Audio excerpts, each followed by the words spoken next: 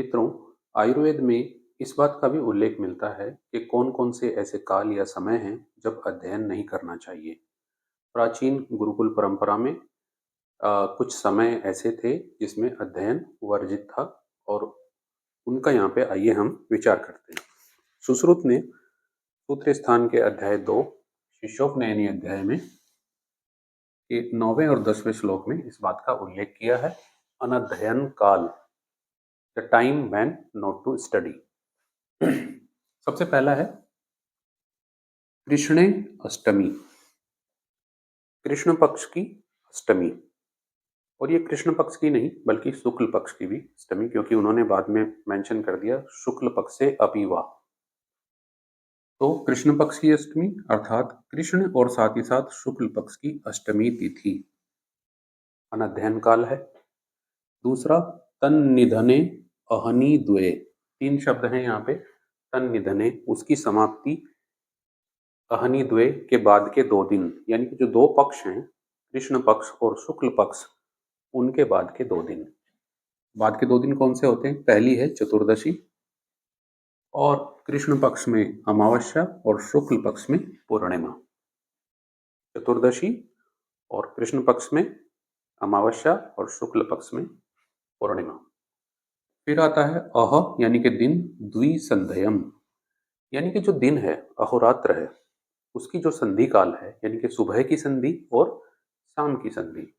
तो प्रातः संधि काल और सायं संधि काल, जिसको प्रदोष कहते हैं।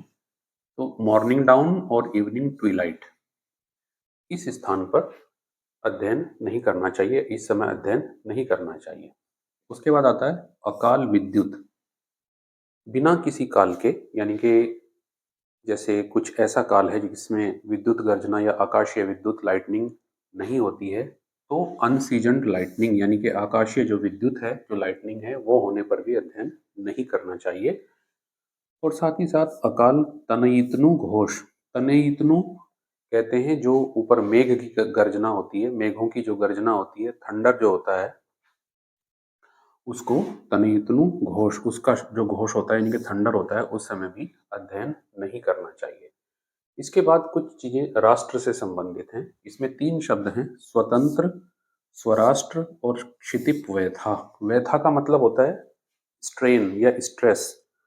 जब अपना तंत्र यानी कि जिस तंत्र में हम रहते हैं वो, जब अपना राष्ट्र यानी कि अपना देश, और क्षितिप माने राजा, जब अपने देश का राजा या किंग या जो भी इलेक्टेड रिप्रेजेंटेटिव होता है, यदि वो किसी प्रकार की व्यथा या डिस्ट्रेस या में है, तो उस समय भी जो है अध्ययन नहीं बनता है, बल्कि सब कुछ छोड़ करके राष्ट्र की सेवा में लगना होता है। उसके बाद शमशान, यानी कि जो क्रीमेटोरियम है वहाँ भी अध्ययन वर्जित है। शमशान में यान यानी कि जो मूविंग व्हीकल है, जो बहुत तेजी से मूव कर रहा है, वहाँ भी अध्ययन नहीं करना चाहिए या उसमें बैठ के भी अध्ययन नहीं करना चाहिए। अद्यतन, अद्यतन का मतलब होता है स्लॉटर हाउस, जो वध स्थान होते हैं जहाँ पे पशु आदि का वध किया जाता है, उनको स्लॉटर किया जाता है, उस स्थान पे भी नहीं करना चाहिए। और आहव, आहव कहते हैं संग्राम यानी कि वार को, जब वारफेयर हो रहा हो तब भी, कलह हो रही हो तब भी अध्ययन नहीं करना चाहिए।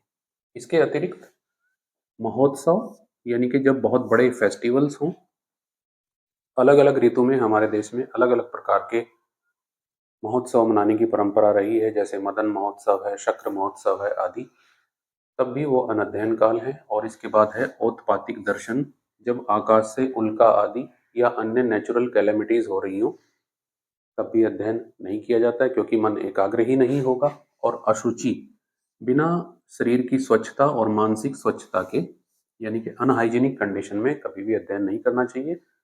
इसलिए स्नान आदि के उपरांत ही अध्ययन करने का विधान है। तो आप आशा है समझ गए होंगे कि कौन कौन से ऐसे काल हैं कि जिसमें अध्ययन नहीं करना चाहिए। पर्टिकुलरली ये छात्रों के लिए बहुत ही इंपॉर्टेंट है।